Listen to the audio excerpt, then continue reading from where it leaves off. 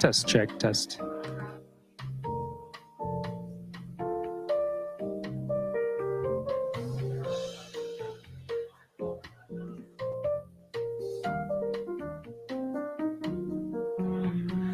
Good morning. We'll be starting momentarily. Please make your way to your seats.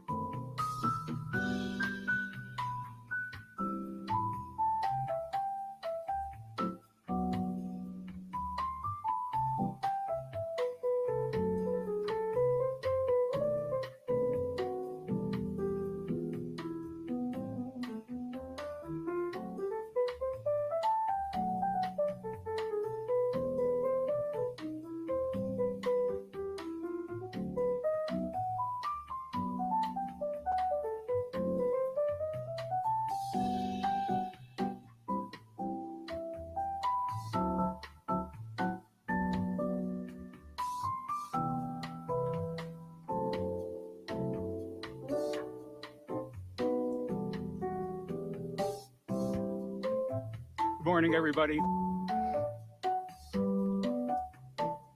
Hello and welcome to the AI and Nuclear Energy Summit, Unleashing the Power for AI, here at Argonne National Laboratory. Argonne was the very first national lab founded out of the Manhattan Project in 1946. On our 1,700 acres, we are accelerating science and technology that drive U.S. prosperity and security.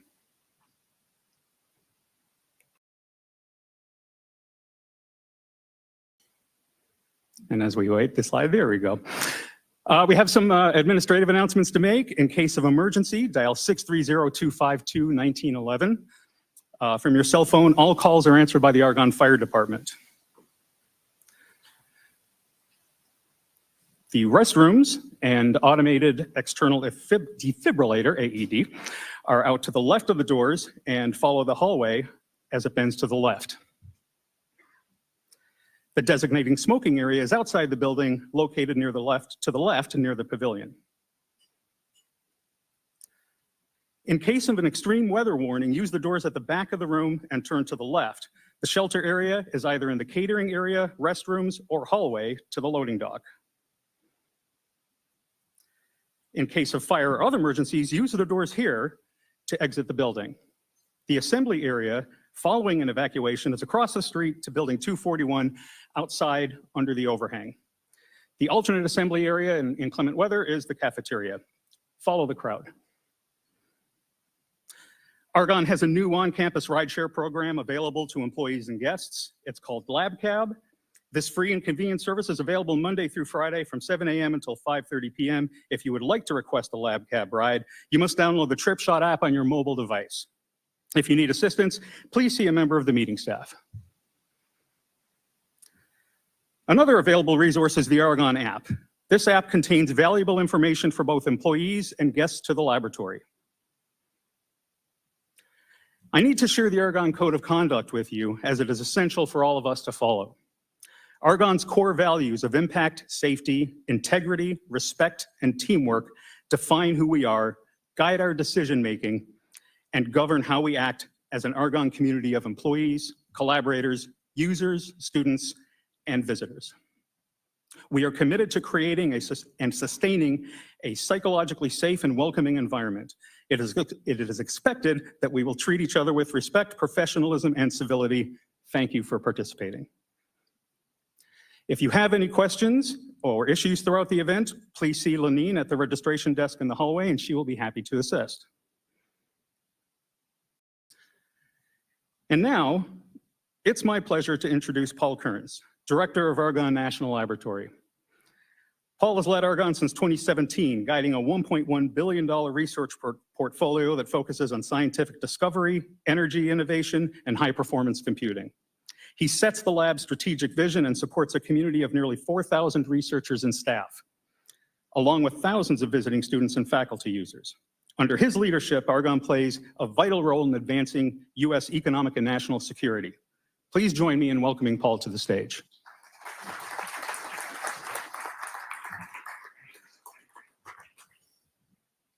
Well, good morning. Thank you so much. I am Paul Kearns. I have the honor, the privilege of serving as the director here at Argonne. Let me say welcome to the AI and Nuclear Energy Executive Summit, Unleashing the Power of AI.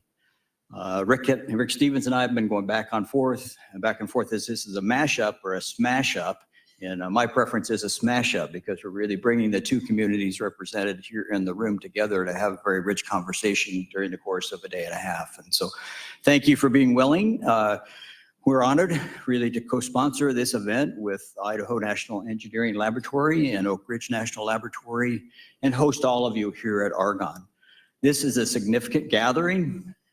It is a great opportunity to meet executives from frontier AI labs, semiconductor and computing firms, advanced nuclear energy companies, and major utilities, and hear their perspective on the symbolic relationship that symbiotic, not symbolic, the symbiotic relationship that must exist between AI and energy companies to propel these two critical industries.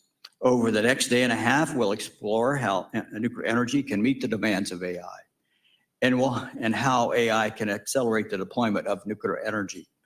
And together, we will address one of the most pressing infrastructure challenges of our time, unleashing American power. As we look around this room, I see experts, innovators, leaders, and decision makers who understand the critical truth. AI can accelerate development in nearly every field and sector. It is opening new, exciting opportunities for our society. Yet AI's rapid growth requires reliable, scalable, clean energy solutions, and advanced nuclear systems can meet that demand sooner if deployment times can be accelerated. The summit is designed to foster a conversation among sectors that don't always sit at the same table, but now can be part of an important national conversation at this inflection point. For those of us ready to shape the intersection of AI and energy innovation, today and tomorrow will deepen our mutual understanding and inform future directions. I encourage you to engage with our panelists and each other. By doing so, we will accelerate the science and technology that drives U.S. prosperity and security. Thank you again to our co-sponsors, Oak Ridge and Idaho National Laboratories, our partners at the University of Chicago, and to all of our speakers and panelists and participants. I look forward to a very rich conversation and discussions around ideas that will emerge from this summit. Now, I'm honored to introduce this very special guest speaker, Secretary of Energy Chris Wright. Secretary Wright is the 17th Secretary to lead the U.S. Department of Energy. As Secretary, he is focused on unleashing American energy dominance, accelerating innovation, and advancing all energy sources that are affordable, reliable, and secure for America. This is his second day at Argonne. He got to see the laboratory firsthand and talk with many of our employees yesterday. So I'm really thrilled, really, to continue the conversation today and that he's here to kick off this important AI and nuclear summit. So please join me in welcoming Secretary Chris Wright.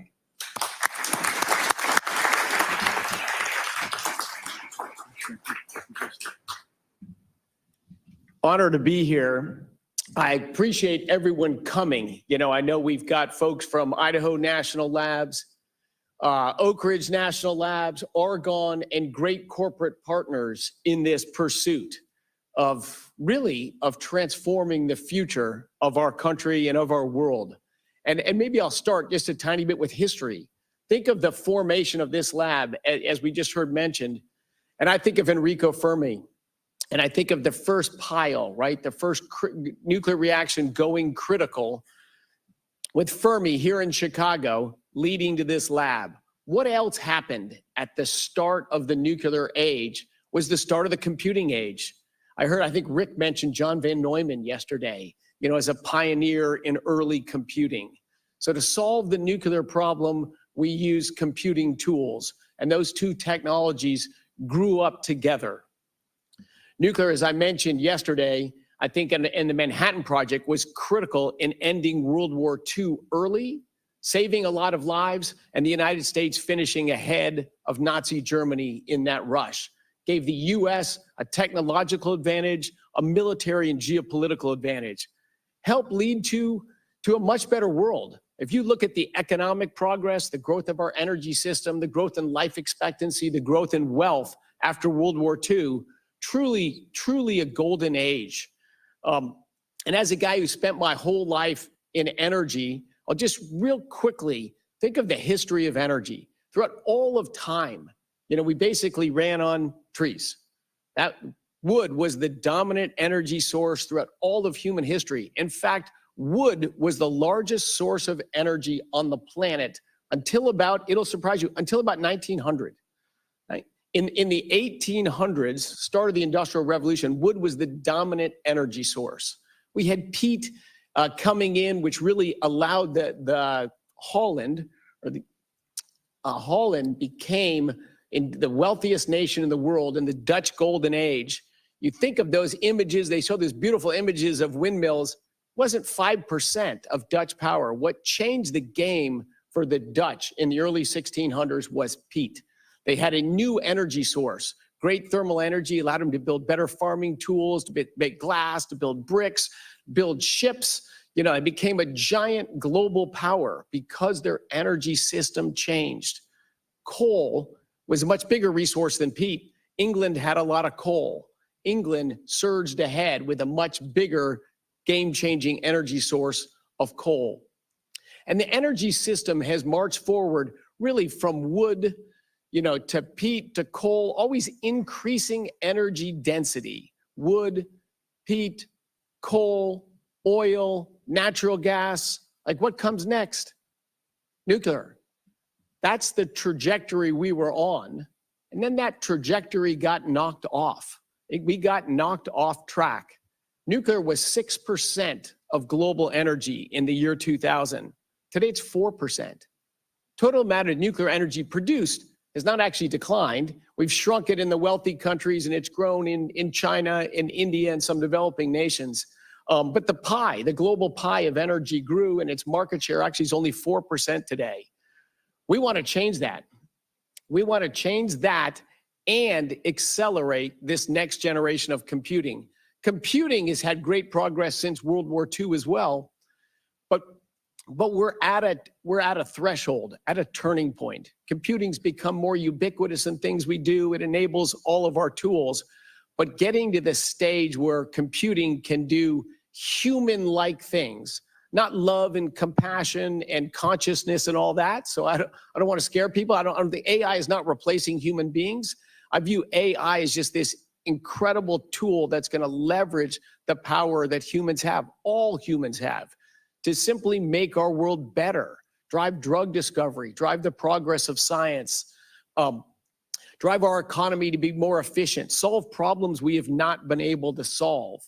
But that Fermi lab, Argonne lab, Oak Ridge lab, Los Alamos labs, our system started with the combination of nuclear technology and compute.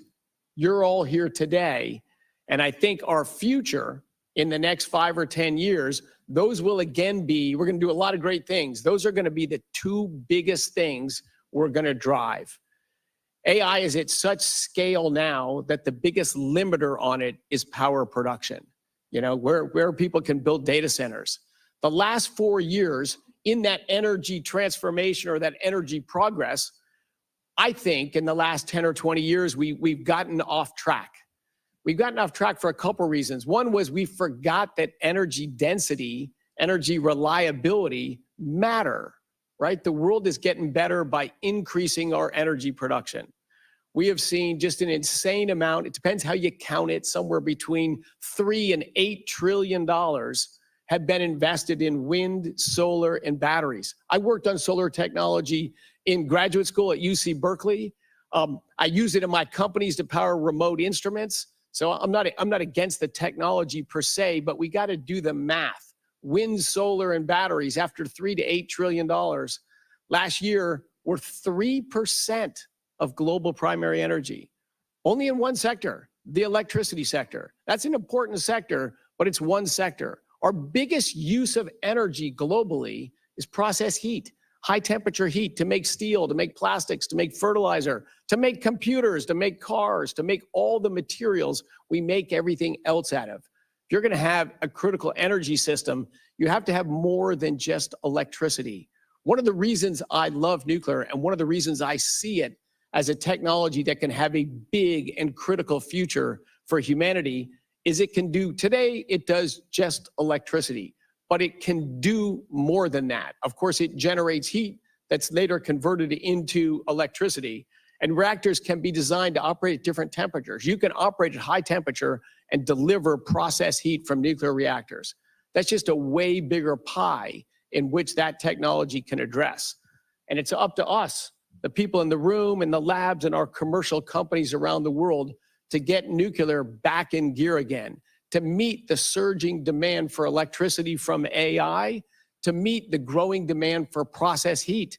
Why do we need a lot more process heat? In this room, we're focused on AI. We need a lot more electricity, and we do. But don't never forget, 1 billion people live a life remotely recognizable to the lives we live. That's awesome. Look, I mean, throughout all of human history, global life expectancy was about 30 years, including 200 years ago. Today, it's 73 years. Like, what happened? What happened was more energy, more freedom, more innovation, and we launched the modern world in just a few generations. That public health, the insights from that modern world have impacted life expectancy for everyone. But the energy, the fully energized lives that we lived, that wear all these fancy clothes that are made with and out of hydrocarbons, to have turn on a light switch, to go home and temperature control our house, air condition in the summer and heat it in the winter, get in a car or a bus or an airplane to go visit our family and go vacation. That's pretty awesome, pretty awesome. But 1 billion people do that. 7 billion people want to do that. And it's also up to us in the energy world to do everything we can so they will do that. They will do that. They will do that. The attempts to say energy is bad and we should be at peak energy production and climate change is going to kill the world, to me, those are mostly from people that obviously aren't looking at the data of climate change or climate economics and being thoughtful about it. But they have carried the day for a while politically, and we have put barriers in front of energy production, including in front of nuclear. You know, it's easier to sell fear than it is to provide reassurance. That's like a fundamental thing that drives politics, that drives social movements. We've got to change that. We've got to bring back inspiration, wonder, satisfaction as goals, not just fear. That's what AI is to me. It's going to bring magical transformation and change, but that massive new energy source we need to power AI and to power our world, the most promising source that can provide that in addition to our backbone hydrocarbon system is nuclear. Let's use our tools of AI to get nuclear technology rolling again, which means we got to drive the cost down. We've got to make these systems lower capital and faster to build. But we're humans, we're ingenious. We developed an atomic bomb in 28 months. You're telling me we can't make a reactor that's reliable, affordable, and be able to be mass produced? Of course we can. Of course we can. And I know I'm speaking to the choir because it's people in this room who have been major drivers of those technologies, those nuclear technologies, and of course, AI and computation. This is, I hope, a day and a half of just outright enthusiastic abandon for what you're going to do together to make our world a better place, to make our country proud, to deliver the advances of AI, have that led right here in the United States, of course, in cooperation with our allies and partners abroad, but we want America to lead in that. We want America to also lead in the nuclear renaissance. That one we're behind in, but that's for politics and fear. We got to fix that problem, and we're going to fix that through technology and open and honest communication. But I got to get out of the way so you can drive ahead that progress of AI and nuclear energy. I love seeing those two communities together. Those are the two communities that launched the Manhattan Project and started our post-war world. That communities are together again today. Let's drive AI and nuclear to the future. I'm all in on that as your partner in DC, in the overhead department of the Department of Energy back in DC. But we have programs, we have funding. We're launching commercial efforts to get enrichment going in the United States. We put out an RFA yesterday for fuel fabrication in the United States. Our fantastic lab partners doing everything we can to offer up those lands, to offer up our licensing authorities to get test reactors on the ground at Idaho National Lab, going critical by next summer, July 4. We're working across the whole government, including the NRC. How do we get regulation thoughtful and reasonable and not smothering? But I think there is unanimity that that's what we need to do. I'm very thankful for President Trump's executive orders, 4 of them on nuclear energy. We got to make these reforms to get it going again. And he and the administration as a whole are absolutely all in on AI. So you're the brains, you're the intelligence, you're the tip of the spear that's making it happen, but we are all in behind you. Let me know how we can be more helpful and more supportive of what you're doing. But I'm so thankful for all of you. And I know in the coming years, our country and the citizens of the world will be incredibly thankful of the dynamic change you're all going to bring. Thank you all so much. Onward and upward.